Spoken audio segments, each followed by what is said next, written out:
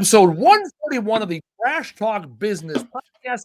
This is our opportunity every week to grow, build, grow, and scale our junk removal dream. Whether it's junk removal, demolition, deconstruction, lawn care, reorganizing, I don't give a shit. We're here to build your business. And this week, as always, we got two very special guests. My co-host, partner in crime, the man behind the podcast to start with, Casey Bubba Lawrence, as he put his name in there, joining us from the great state of Texas, which currently has more snow than Wisconsin. No big deal. And quarterly update from Mr. Andy Barten, joining us from the East Coast. So we got the Midwest, the South, and the East Coast all covered on this episode. Let's get right into it. Gentlemen, how the hell are you? I'm doing pretty damn good. You still got snow Glad to around? be back, as always. Yeah. We have some ice patches in like the shaded areas, but I mean, other than that, it's gone. Yeah. You had your snow days. Here. You had your snow day and you moved on. I like it. Yeah, we had 8 inches in one day. 8 inches of snow dropped and fell, and it stuck. I saw the pictures on Facebook. It was awesome.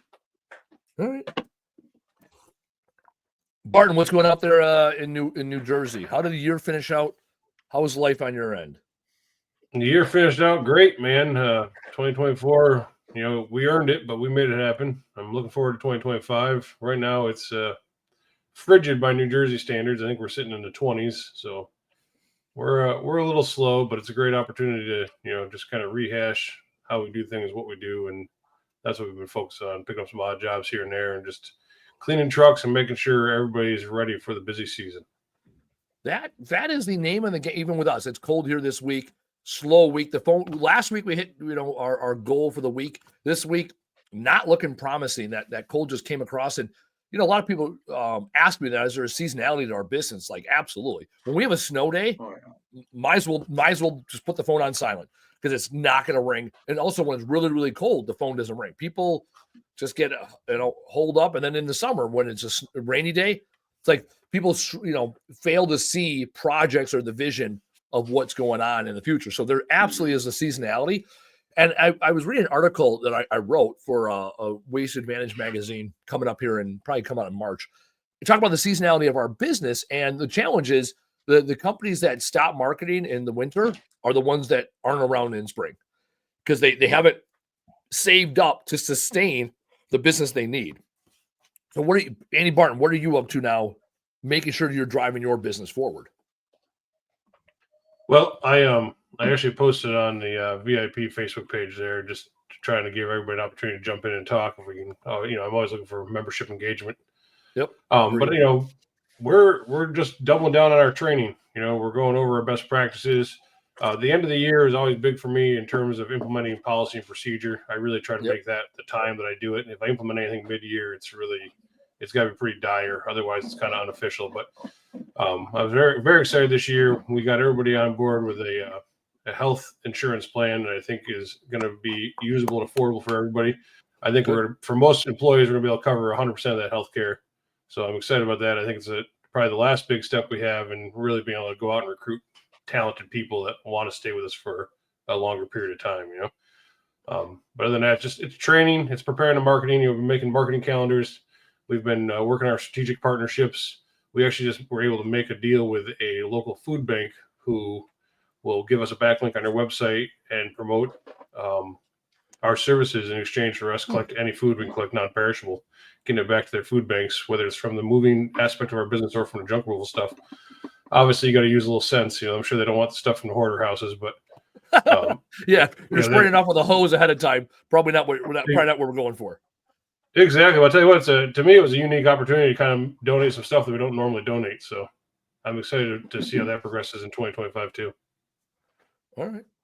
And so what I like what you said there is policies and procedures. This is a great time. And I told my guys, hey, we're going to be slow this week. Let's get the warehouse squared away. Let's get the maintenance squared away. Policies and procedures are something often gets overlooked. And then what happens is something happens mid-year and you're like, oh, fuck, why don't we address that? It's like, well, what's the policy on that? Whether it's smoking in the truck, safety, right? Uniform standards. Now is the time to write the policy so you can effectively implement it in Q1. By Q2 and Q3, when you're running around your hair, on fire, not the time to roll something out new, right? And this time of year where there's nothing going on, give yourself a reason to give your guys hours, train them, coach them, mentor them, so they are where they need to be when the season hits. This is no different than sports. They have an off season for a reason, and they talk about, what are you guys doing? Oh, we're doing training, we're doing meetings, we're doing rehab, we're cleaning the facilities. It's like, yeah, our industry is no different. The difference is the guys that made enough money, saved enough money to get through the storm and continue to pay their guys and invest in their guys. And I was guilty too. For years, I'm like, fuck, lay everybody off. Fuck it. We're just going to do a little bit of work, keep our expenses low. Now I'm like, no, what can I do over the winter to invest in my company so I'm that much better in April and May? So one of my commercial clients, back when I had the junk removal franchise, they were a custom builder that did gargantuan houses. I mean, stupid houses. And he would feed us jobs during the wintertime to keep our guys busy. Little sweep outs that would be an hour or two, right? Like, you're not going to make a good day out of it, but you're not going to be a broke day either. And we were talking, and he's like, these are the days where you pull everybody in and you go through every training, everything you can. He goes, a lot of people don't think they can afford it because, they're not bringing in money. Regardless, you're not going to bring in money this day either. Like, he's like, today, you're not going to bring in money.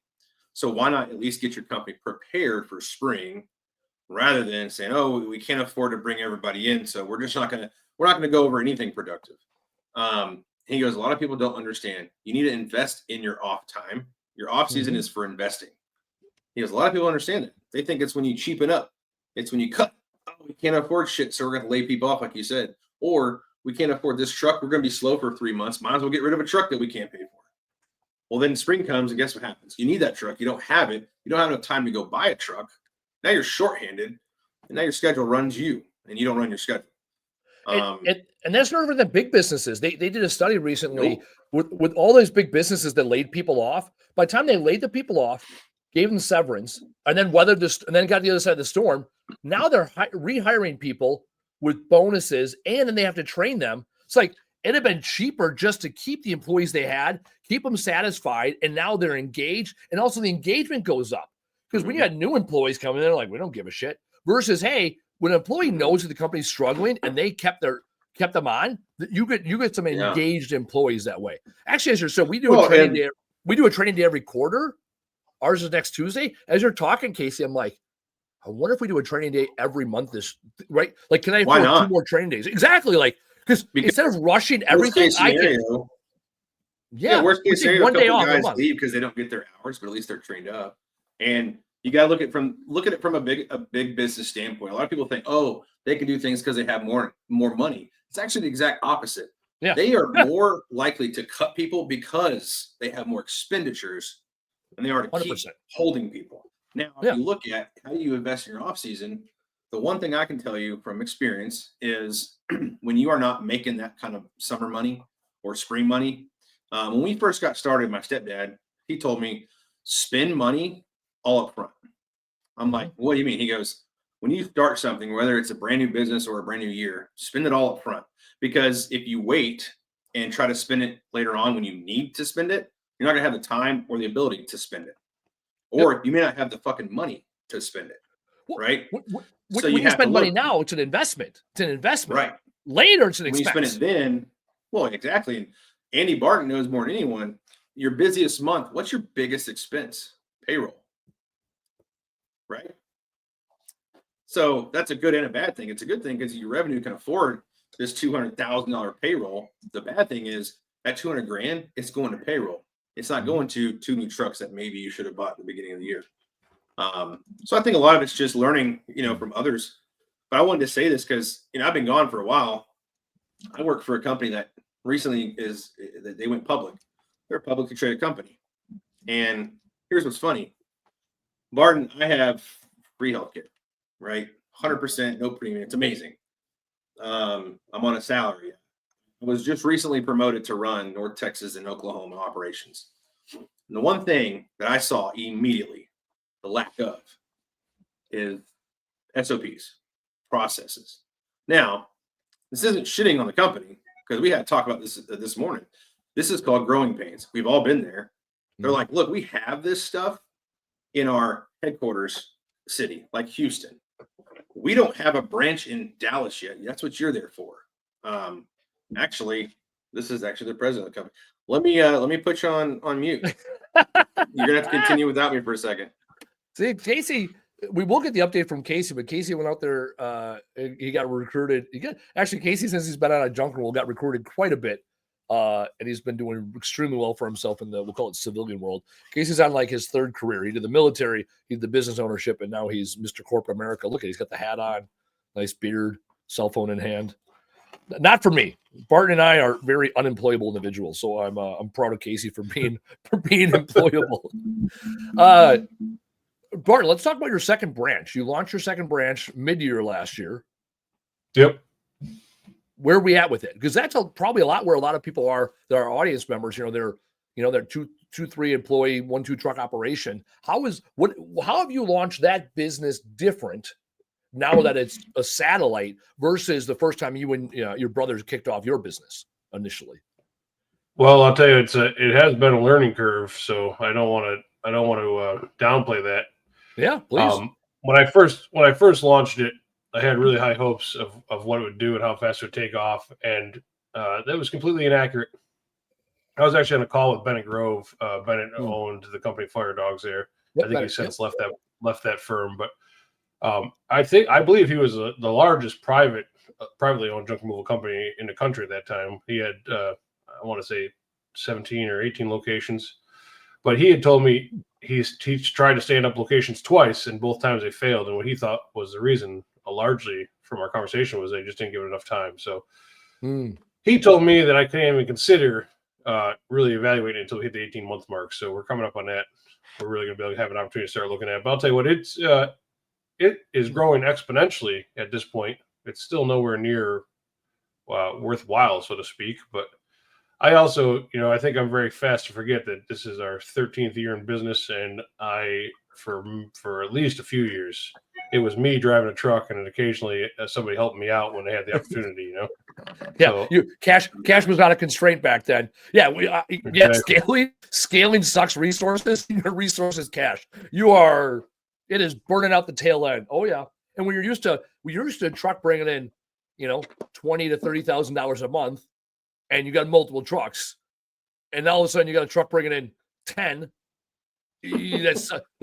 That cash is it's a sucker for cash. And you also want all the bells and whistles. You don't have the cheap fucking shit truck that's already been paid off. You buy the $120,000, gotta have it. This is our company standard. I like that 12 to 18 months. And I can tell you, I failed at 2 businesses in the first 12 months. And like right when we started getting traction is when I got out of them. And that was when I was part of the franchise and everything. And I had 2 locations fucking skyrocket. And I also had 2 locations just fucking tank. And by the 18-month mark, they all kind of leveled out. But those first 18 months sucked. Well, I'm hoping to see that with the next one. One of my plans for 2025 is to expand it one more time here and go in a different direction, a different cardinal direction. Yeah, physical direction. We're still doing junk removal. Let's not, get into roller skates. But I do think there's an opportunity to, you're going to hit those locations where you just take off, and that was something, Casey Walsh, has also kind of told me. He moved into some cities and just had immediate success, and I'm sure they did something to find that, but they can't really put their finger on it, tell you exactly what that something was. So yeah, I don't know if I'll get that lucky at the second effort, but I would love to hit a spot that just gives me a nice real bump right away. Yeah. So sorry, I had to dip out for a second. It was a good call though. There you go. So what I miss?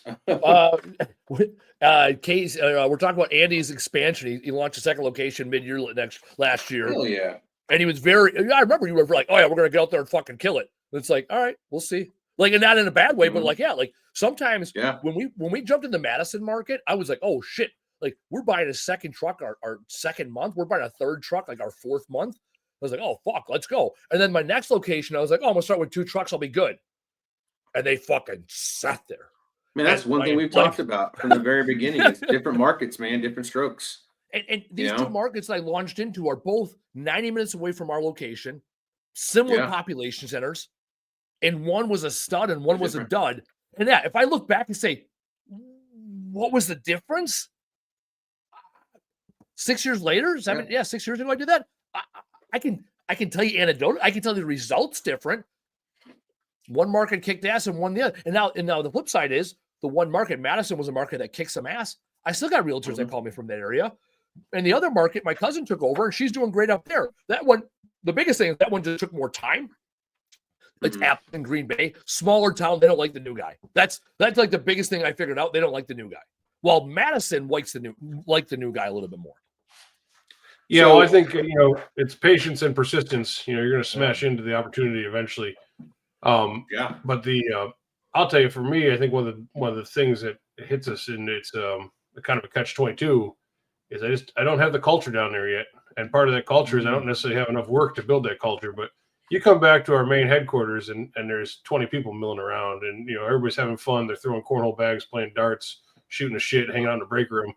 You go down to the Cherry Hill location, and it's two people staring at each other, kind of scratching their ass. Because it builds culture, right? The hard times, let's figure it out times, that's culture. The culture is not. You can't. And the franchise that we were part of, J-Dog, they try to recreate culture and copy and paste it, and you can't do that because hell, me and Andy, we would start a location, and I tell you one thing, we would try to replicate the ops manager we were using at the first one. And you can't do that. You have to grow that market. And so I'm in surveillance now. I do commercial surveillance for construction and oil field sites, right? It's easy. It's awesome. It's so much fun. The cool thing is all my clients are mostly commercial construction companies. And what I've seen is the growth in Texas is almost, I would say it's second to none. Texas is insane. Yeah. But it's not where you think it is. I thought it was DFW. This whole time I was thinking, oh, everyone's moving to Frisco, North Dallas. It's actually Austin area. It's booming.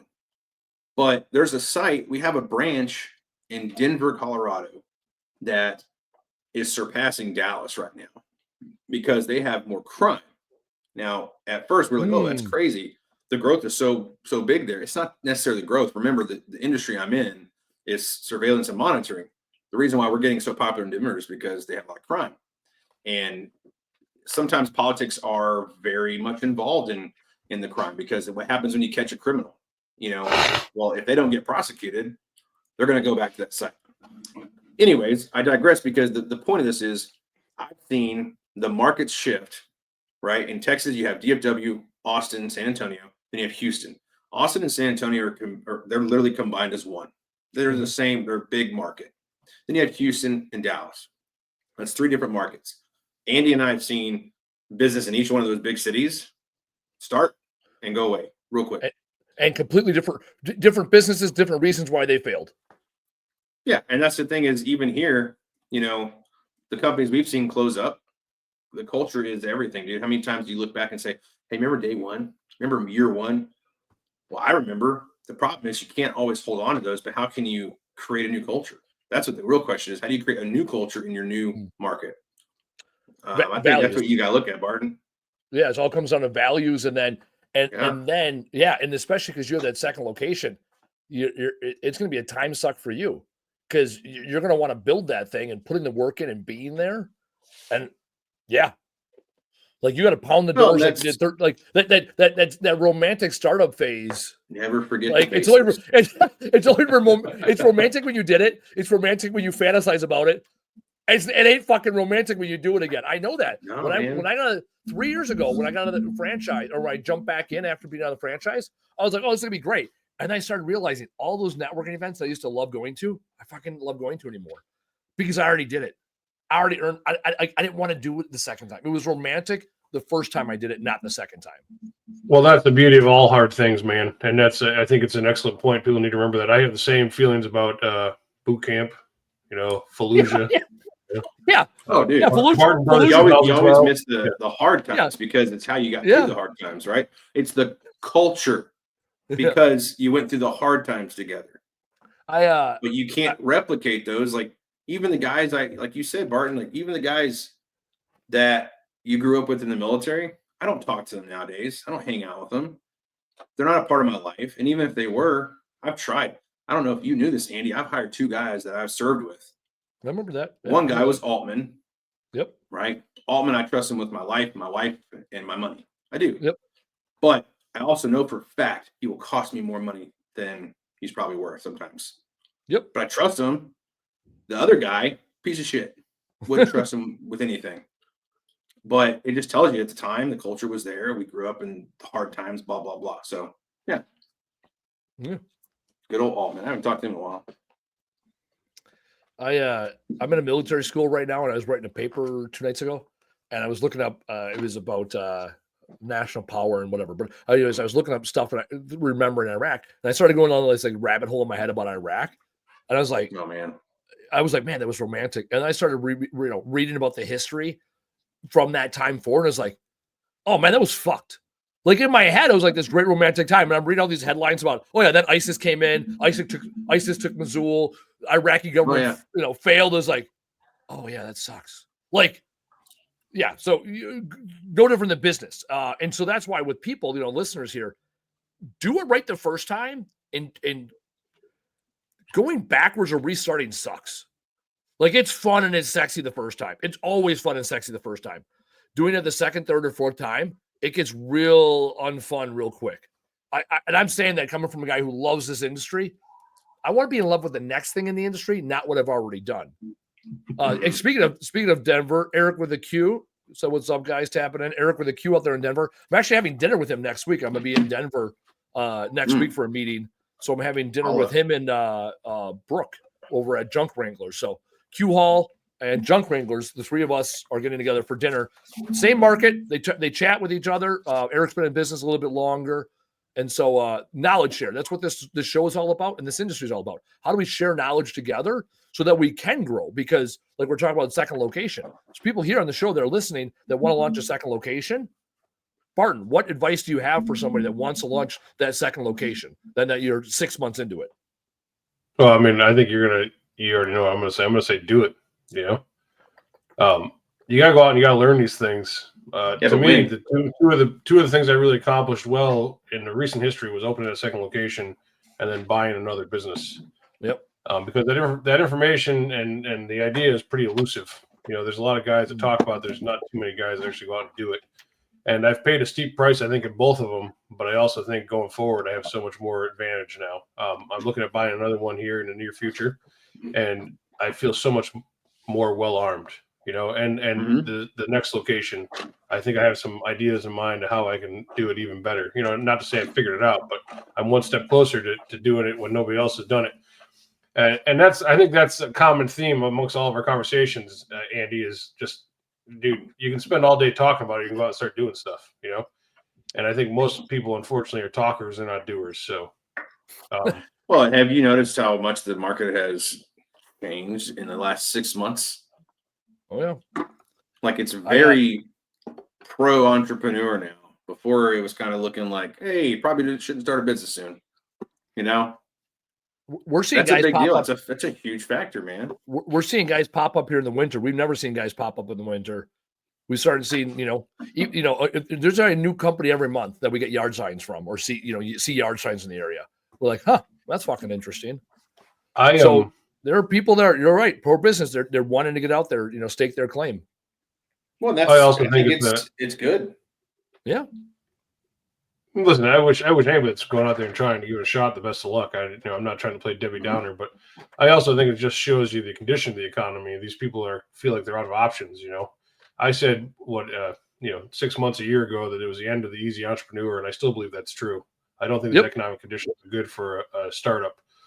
Not to say you can't do it, but I also think there's a lot of guys that are just going out starting because they're losing their job or they got COVID money at a high rate of pay for a period of time. They got used to living that way, and now that's not sustainable anymore.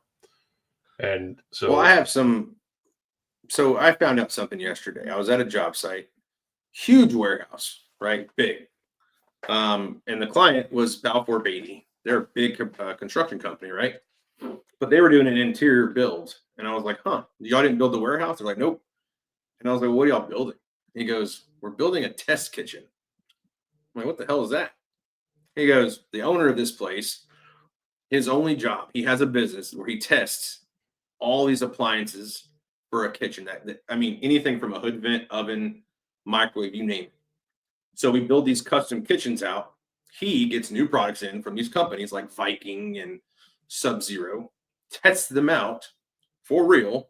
So that way they have a line of product that they know and trust. That's a business, dude. Like, I would have never thought that you could have a business testing out product like that. So it just goes to show you that every 5 minutes, man, if someone has a better idea or a great idea, start it. Worst case scenario, you fall flat on your face, learn a lesson, get back up, do it again.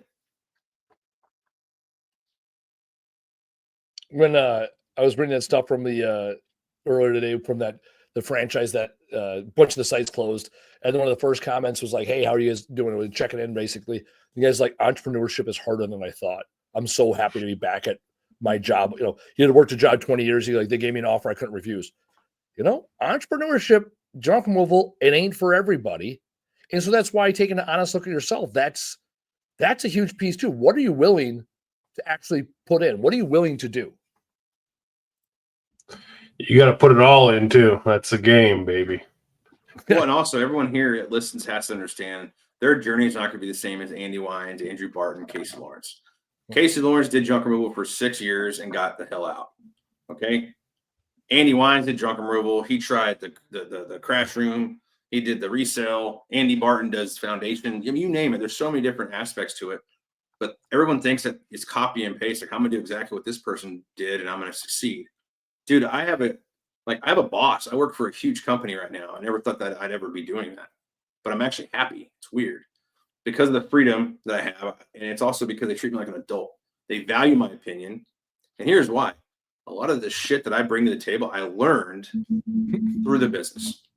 All right. Like, hey, why should we have a process for a delivery guy? Here's why. Because imagine having 6 guys you're in charge of and someone forgets a tool, someone forgets a spare tire, they have a flat. It's all this shit that happens. You start learning how to prevent the fire rather than just fight them all the time. And it's valuable, man. So what I say is, look, if you're going to start a business, it doesn't have to have a 20-year, story. You don't have to have it all mapped out. Start with 1 year, then go to 3, then 5. Shit, at 5 years, you may be like, I'm ready to sell this bitch. A quote that I heard the other day, and I told this to my wife: run your business like as if you were going to sell it. Mm-hmm. Doesn't mean you're going to, but run it as if you were going to sell it. So how do you sell a business? What do you need? The keyword starts with a big P, profit.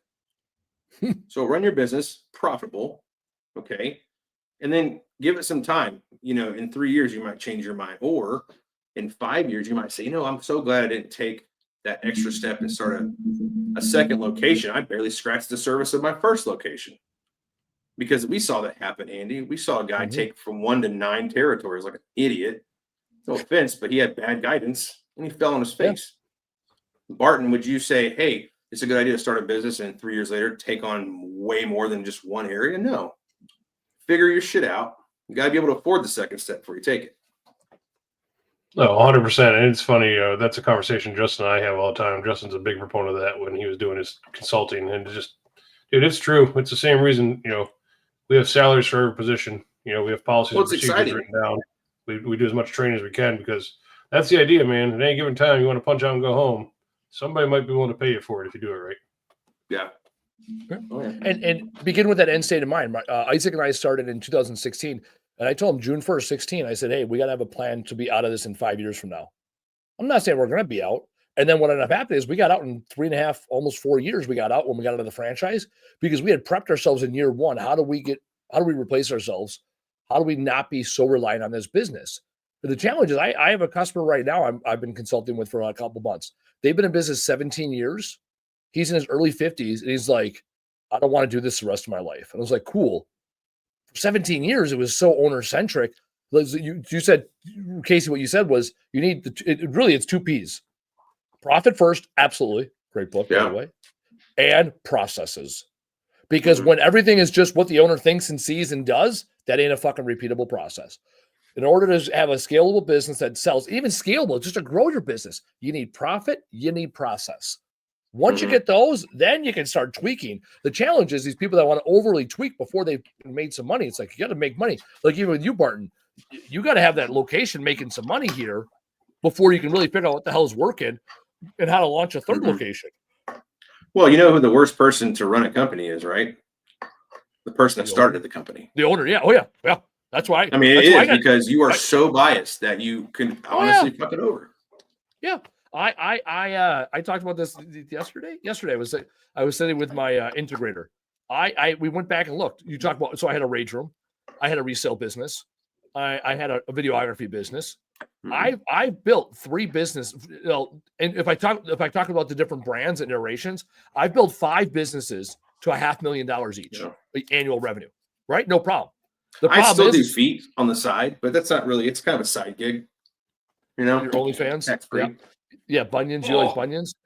Bubba's Bunions. That's what it's called. Oh my god! No, That's but gross. I've built 5 businesses to $500,000 a year in revenue, and then I get bored, and then I go to the next thing. Even in EOS, the book Traction, the EOS model, which is the entrepreneurial operating system, it says that a good visionary, founder, business owner can, by pure sheer will and creativity, grow a business of $2 million, and somewhere around $2 million a year, they realize that they're not great at operating and owning the business and running the business. Same with me. That's why last year I brought on, I merged with another junk room company here locally, brought him on, and he's running the business. He is much better at running the business than I am. I'm good with that. I'm the visionary. I'm talking about what's next. He handles what's now. Well, your consulting partner or client there, that guy sounds like a perfect opportunity for somebody to purchase if he's interested. Very similar to the business I bought. The guy, dude, he was burned out in entrepreneurship. He wasn't burned out at his position. I bought his equipment and I got him on board and started paying him a salary. And dude, like, he's happy and he's a huge resource for me, much like your guy, Andy. Like, it just, he knows, he brings so much wisdom and experience. And really, like, he didn't want to get out of business. He just wanted to get out of being the boss. He comes in every day, he drives a truck, he shoots the shit with me, calls me if there's problems, calls me if he's got a good idea, and he goes home at the end of the day. And we have a great operation going right now in that capacity. And if this guy that you're consulting, if he's willing to let go of it, realizing there's systems and processes, sell the assets and keep that guy on. I mean, dude, it could be awesome. Yeah. Oh no, he's my business partner. I bought out his business. He's running my business because he is all about the details and the process. He's all about those things that me as the visionary, I don't even see. It doesn't even resonate with me. And again, because we'll sit down and he'll ask me a question. I'm like, oh, of course it's this, and this. And like he said the other day, we're talking about this big bid we put out. And I'm like, yeah, this might happen. This might happen. This might happen. He goes, well, I've only done this one time. He's only put out one bid north of $25,000 since he's been here. I'm like, cool. I put out 100, whatever the number is. And my 100 and your 1 are both equally valuable perspectives because after 100, I'm a little bit jaded, right? I'm going to think about the worst case scenario or the best case scenario based on my mood. You don't have a lot of data to go off of to fuck you up, And so like, that's a beautiful thing. Same with you and your guy. You guys can have a conversation, bounce ideas back and forth. And at the end of the day, you're the business owner. You make the decision. What the difference is for me now is I've handed off that decision-making to him. And now he's like, oh shit. It's like, yeah, run my business. It's one thing when it's your own money. When you start spending somebody else's money, then there's a different filter that runs through in your head. So, kind of along the same lines of something I thought was interesting. I've seen it in 2 different Facebook groups now, but I've seen 2 junk removal companies talk about hiring sales people. What do you think about this? I made the argument that I think you're better off putting your money in a call center. Well, that's interesting you brought that up. So last year, 2 years in a row now, 23 and 24, 52% on the nose, 52%, 2 years in a row, 52% of our new business came from networking. And so in 23, it was all me. And my business partner at the time did a little bit, but for all intents and purposes, it was me. And last year, the first 3 months of the year, it was all me. We hired a business development manager in April. So it's been all him pretty much since May. So he's not in sales. He's in the business development. His job is to go out there, go to networking events, get things going. Now, here's what we did at end of last year. We started looking at our org chart. And actually, Barry from 505 Junk Removal up there in Vancouver, the facilitator of the Bolt Accelerator, love that guy. I looked at his org chart and we started talking about the delineation of when does it stop being sales and when does it start being operations. And I always said when the phone rings, then it becomes operations. And then he said, why is it like for him? They say as soon as it's on the schedule, it's operations. So to your point, over 50% of our new business comes from networking. Milwaukee is known as small walkie. Like everybody knows each other. So when we go to networking events, we're the only junk removal company there. We put the work in, and it gets our phone ringing. And a lot of our commercial business comes from networking events. So that's proven process here. That works for.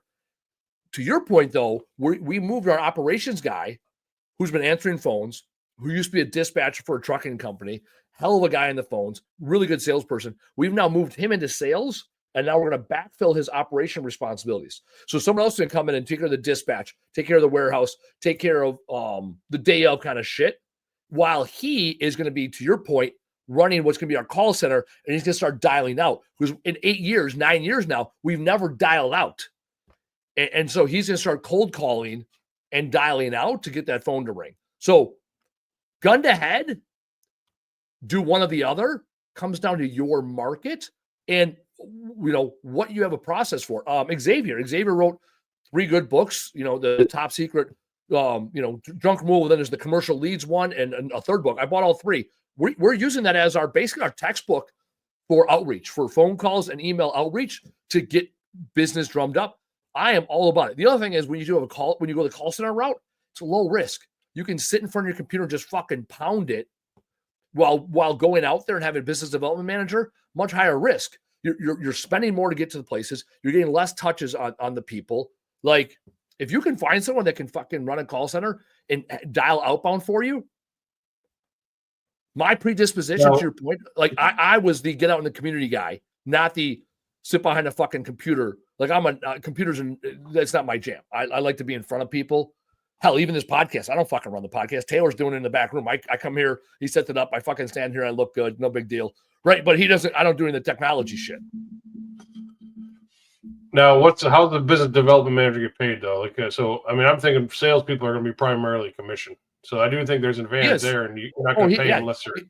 He's got a base and he gets commission on all revenue, and then he has goals. So, for example, right now his goal is to add this year's 4 new commercial accounts every week. 4 paid accounts. Not we put them in the CRM. Not I talked to somebody. 4 no shit accounts. Last week, the first week of the year, we added 4 new commercial accounts. All 4 of them came from networking.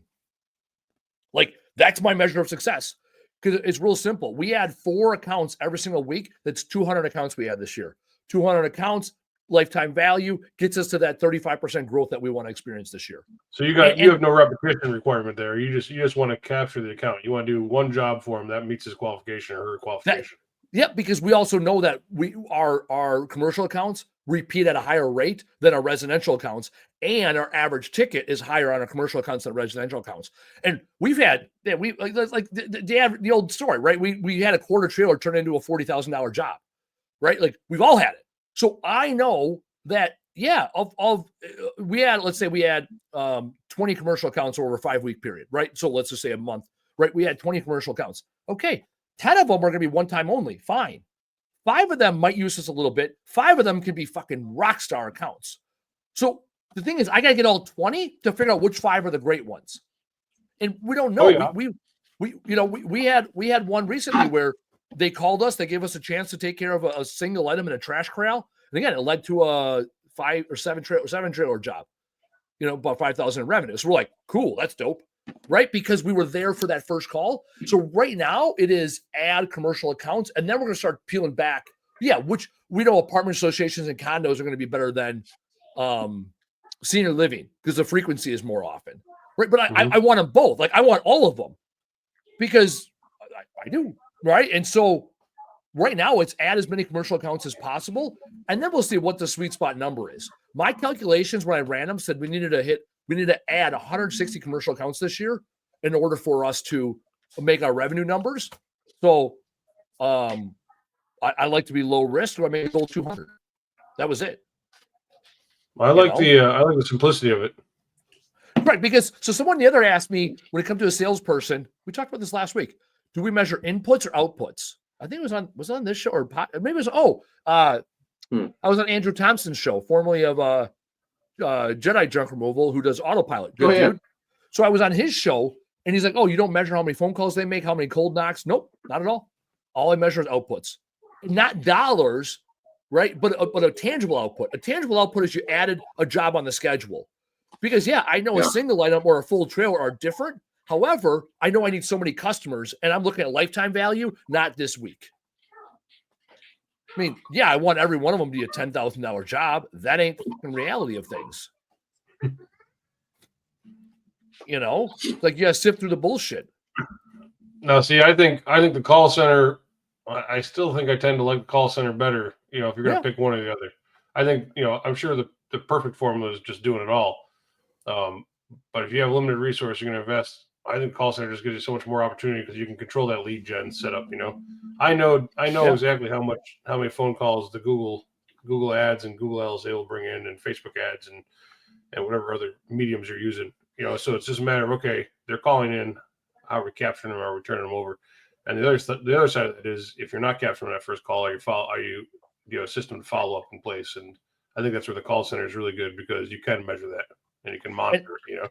So and that's very much the difference between marketing or sales. I lean heavy towards sales, while you're leaning more towards marketing. You have more predictability with your Google and your Facebook. I have more predictability when I go to a fucking networking event. So what do I need to do? Actually, we have 3 positions available are open right now. We have a content guru, we call it. We have our logistics coordinator, so that's our operations, and then we have an account manager who will work in the call center eventually. But I need a marketing guru to be like, yeah, when we spend this many dollars on Google, this is how many times the phone's going to ring, which is going to lead this many jobs from this many dollars. I don't have that. I don't have that data that's provable. Like, if I'm like, hey, I need the phone to ring 100 times a day, how many dollars in Google do I need to spend? That's the level of detail I need to be. Well, I think it's because you're more. So sales is driving, right? That's the machine. And what I'm seeing, especially what I'm seeing and what I do, I get a lot of people that are like, oh, we've never heard of you. Your product is superior. You're better than everyone we've ever seen. We just don't know who the fuck you are. The reason why that's an issue is because it goes to marketing. It's hard. It's hard to do sales when your marketing is not on the same level or in front of, right? Because your marketing is kind of like a tee-up. Okay, I'm going to soften this blow. And the sales is like, I'm going to come and finish it off, right? And if you don't have one, the other one's going to be a lot more difficult, I feel. And what I'm seeing, especially in a new branch, right? That was my only, that's what I was hired to do, is help grow the Dallas area. And that's why I was so interested in it, because I'm pretty much running my own business in a way, except I have funding. I'm like, woo, it's nice, The problem, though, is it's day one shit. I have 15 competitors, and none of the clients have ever heard of me. They've heard of these subpar competitors. They haven't heard of me. So, okay, that means they're not going to find me on Google. They're not going to find me on Facebook. It's going back to the literally basics of ground pound. I got to put sales guys out there on sites. This is who we are, and just go, and it's rough, but you know what? It fucking works. Even the president of the company, every meeting, hey, if you're a branch manager, if you're a sales guy, if you're a warehouse tech, I don't care who you are, everyone sales. And it's true. It is, because you're out there selling this idea. So in junk removal or construction or demolition, if they don't know who you are, why would they call you? You know what I mean? So Barten, I know I forgot what you said last year, but you said like your AdWords spend was I forgot, it was like, what was it last year? What'd you say? Oh, it's insane, and it continues to be insane. And I've been investing a lot in other mediums now too. But I'll tell you, it's I think we're kind of all leading the same spot. Just formulating the right process. I'm not against a salesperson. I think, but a lot of these small time guys don't have any marketing or sales platform at all. And I think, I prefer to invest in the marketing in terms of the lead gen, because it doesn't cost me any labor, and it's very easy to qualify and quantify. It's much more predictable when you have the right data. It's absolutely more predictable. And I think the important thing to remember about it is, you have to have a base to prepare and be ready to serve your repeat and referral customers. And I think that's where the call center, I think, also adds a lot of value, is you got people there that can answer the phone, look up the history, and book those calls. I'm all about sales. I 100% agree. I think everybody in my company is a salesman. I tell them that they all get business cards. They all, it's part of why we buy our people such nice apparel. Dude, Yep. It's not uncommon for Why me to not? see one of my guys out to dinner with his wife or his girlfriend or vice versa, and they're wearing a Barton Yeah. Brothers polo, because it's a nice piece of gear. And I'm learning a lot now because, once again, my industry's changed, my targets changed, and the one thing I can tell you is I feel more at home being back in a environment that's outdoors near construction or demolition. Yesterday was a great example of the junk removal days, man. It was a great example of processes not being followed. We had a delivery. Like I said, our branch in Dallas is not built yet. We don't have a building yet. So we're all remote. Yeah. Everything comes from Houston. We're in the process. We're growing so fast that by the end of this month, we're looking for a building. The problem is we're still cranking out towers, which is great. It's a good problem. But it gets delivered from Houston. So yesterday we had a driver get all the way up here. We get to the first site, and this is going to be a big day. We've got 7 towers we're going to be putting on the ground. This is going to be an all-day thing. Driver gets there. We get to the first site. I'm like, all right, cool. He's like, hey, stop unchaining that machine. I'm like, why? So he has a machine because these things are 2,200 pounds, and they're on a skid. Okay? They're not a trailer. And I'm like, why? He's like, because someone took the key out of my machine. Dude, you just drove from Houston. You're telling me you don't know where the key to your machine on your truck, the back of your trailer is, and someone took it out. Dude, this was junk removal day fucking 1 through 1,000 because it happened all the time, right? And it all because there was no process in place. I go, let me ask you a question. Who signed the truck out? Well, this morning I got in a little late, so I just got in the truck and rolled out, but I always keep the key in the machine. I'm like, well, then who took it? You think some random person just like, I'm going to go take the key out of that machine. I'm just going to go do it. No. So sure enough, hours go by. I had to fight this fire. So I called the client. They provided us with the telehandler and some forks, which is fine, but still doesn't look good, right? Mm-hmm. So I had to do this with all the other sites too. Thank God they all had machines there. Normally, if it's just a dirt site, they don't have anything. So then you're having to rent shit. So I got it all taken care of, and he's like, oh, well, they found it, by the way. I'm like, where was it? Oh, it was in the office. I'm like, so someone took it out of your machine, and they put it back in your office, huh? What an asshole. I was like, I'm just curious, but why didn't you check that shit first thing in the morning? Hey, do I have my truck keys? Do I have my machine keys? Or you put them together, you'll never not have them. Mm-hmm. It's just basic shit. But it just goes to show me that if it can happen, it will. Right. And also, process is everything, Barton. It also goes to show you that big fucking companies suffer from it too. So when you as a small company shit the bed, or when I hear all the time, it's like I hired somebody and all of a sudden, they're not doing things the way I want them to do it. It's like, well, then document the best way. Yeah. Document the best way. And then hold them to that standard. Because 9 out of 10 times they'll be able to just figure it out. But the one time they can't, it can be catastrophic for your business. So I called his branch manager and I was like, hey, because he was all, everyone's all pissed off. And I was like, hey, has this ever happened before? He goes, no, man, never. And I was like, well, write this down. And he's like, why? I was like, because it's going to happen again if you let it. Like, if it happens once, it's going to happen again. And here's the difference between small business and big business. A small business, this happens to, it sucks. You learn, costs you maybe a couple grand. A big business, it costs you about $15,000 to $25,000 because that whole day just got burned. And you're paying that delivery guy a lot more money than a small business could afford to pay. So it's just it's all subjective, I guess. But a small business has to look at it like, hey, if big business is doing it, why not look at that too? That doesn't just go with the mess ups. It goes with the standards and processes. Like I have to tread lightly because I don't want to come off the wrong way when I talk to my boss and say, hey, we should probably do this. Because he's gonna be like, who the fuck are you? But at the same time, he's very receptive. He's like, dude, we hired you for a reason. We know your background very well. This is why we brought you on. We want you to build this Dallas branch as you see fit. That makes sense, obviously. So you have to lean in it. Another thing that I learned from y'all is, the one thing you'll never get rid of is the customer service side, right? Dude, you make your customers happy, they'll use you because you're there. You know what I mean? Mm-hmm. They don't even need you. Oh, Barton, I forgot why you're here. You're just pretty to look at. Here's a minimum. You know what I mean? Like it's I'm exaggerating, but it's that fucking easy almost. You treat your customers right, they're gonna call you. So Barton, what's on your docket this year? What are you rolling out? Start, stop, or continue from years in the past that are going to get you where you need to go? I mean, I think it's all the marketing, man. It's just always trying to hone that in. I know I just harp on it and repeat it constantly, but I was sitting here, I posted this on the page and just said, plan your marketing and figure out what your services are. You know, so, and I mean, actually plan it. Like, go design some freaking email templates. You know, you can do 4th of July, you can do Christmas, you can do Thanksgiving. We just did the New Year, you know, clutter free. There's so much opportunity.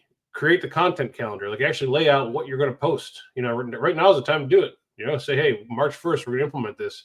And then going forward, you got a plan. You know, March 1st through March 1st next year, and January through March, when you're sitting around with your thumb up your ass, you're working on it again. You know, take your truck out and park it somewhere where it's busy. And you know, I know you're doing a class on this, Andy. But take your pro forma. I'm saying make a marketing pro forma. Figure out if you have never done it before, figure out how much you spent on marketing last year and how much you got, you know, in return for it, and then create the pro forma based on that.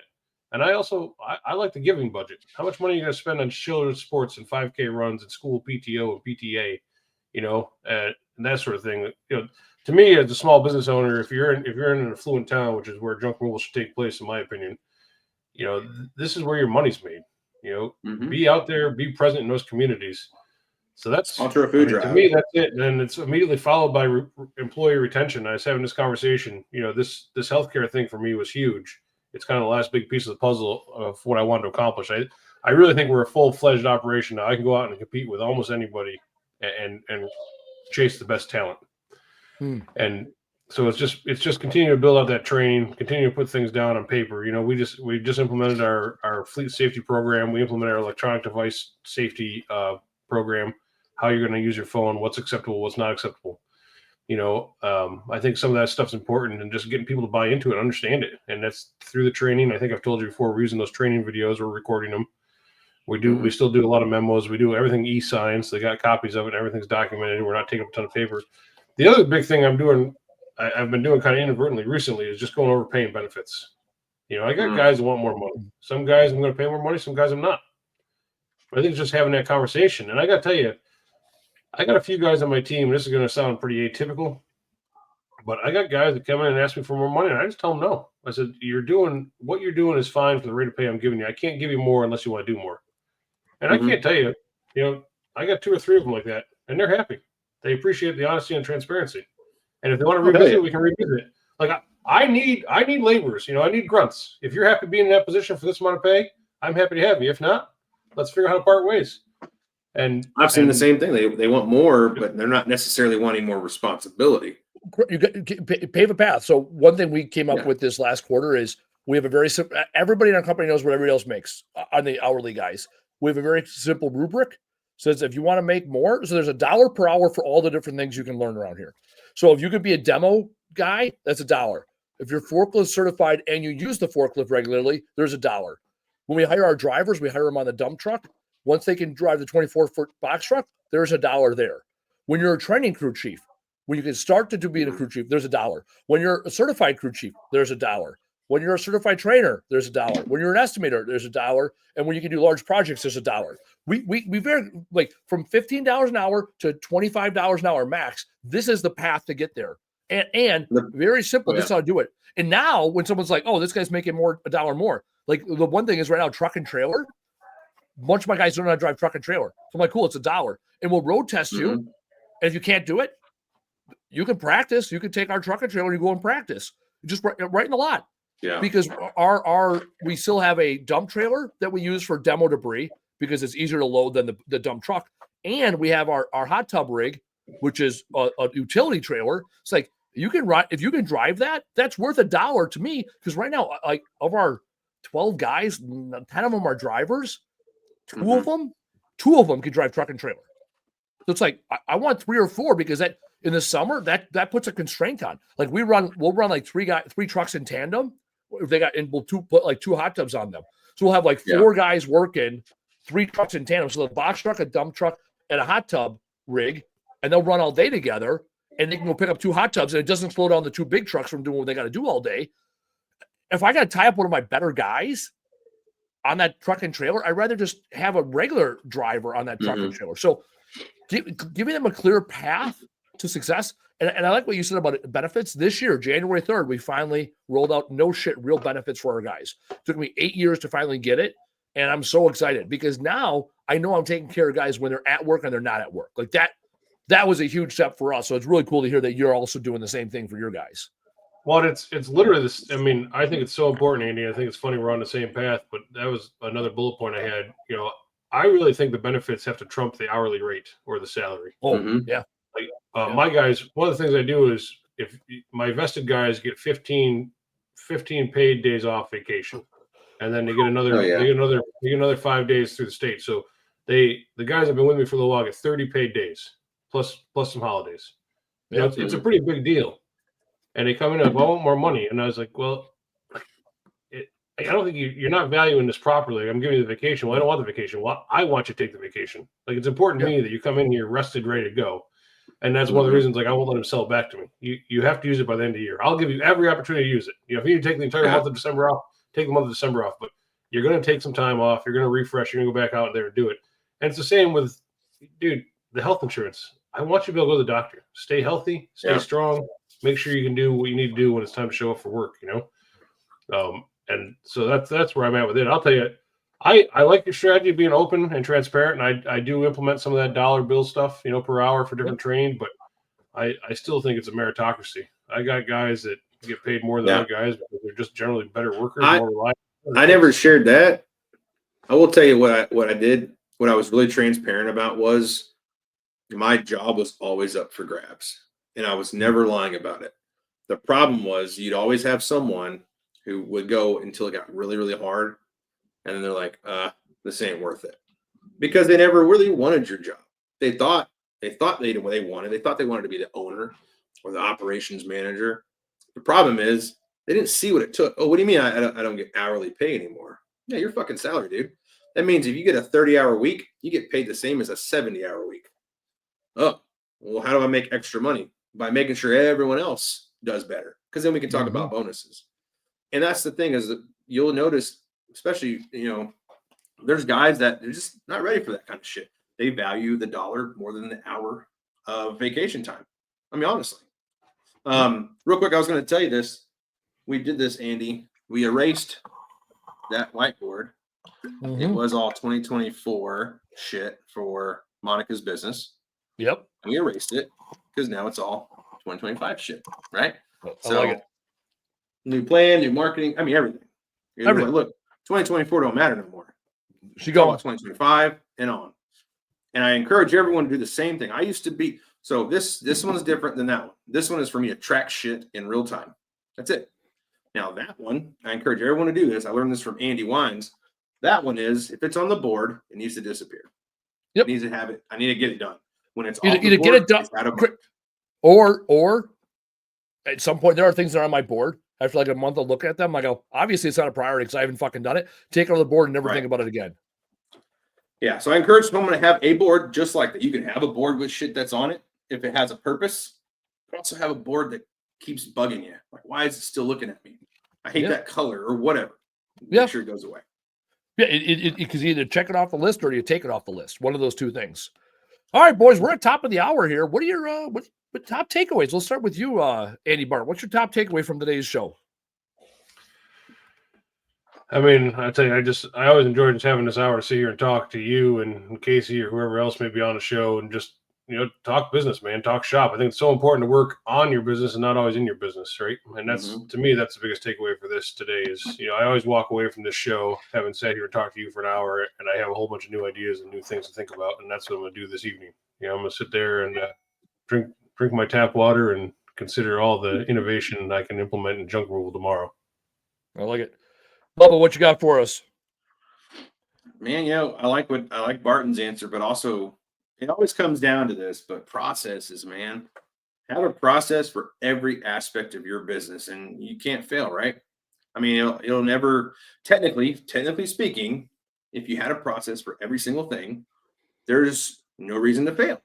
except for human error, right? Yeah, execute said Yeah. process. Yes. Yeah. Why didn't this happen? Oh, I didn't follow the process. Gotcha. So Yeah. process is process. My takeaway is humility. It's you could have a kick-ass year. January 1, you clear the whiteboard. Nothing did matter. You're back to day one. Like Andy Barten said, when when you launch the next location, you're back to square one with the next location. So that level of humility you have, because like I've been successful. It's been a good 8-9 years of me doing this, and yet I'm only as good as the last job I did. So that piece of humility, it's like I'm only as good as my last project. I'm only as good as the last thing I said I was going to do that I accomplished. So that's it, and that's a key. As I grow it, everyone grows in scales.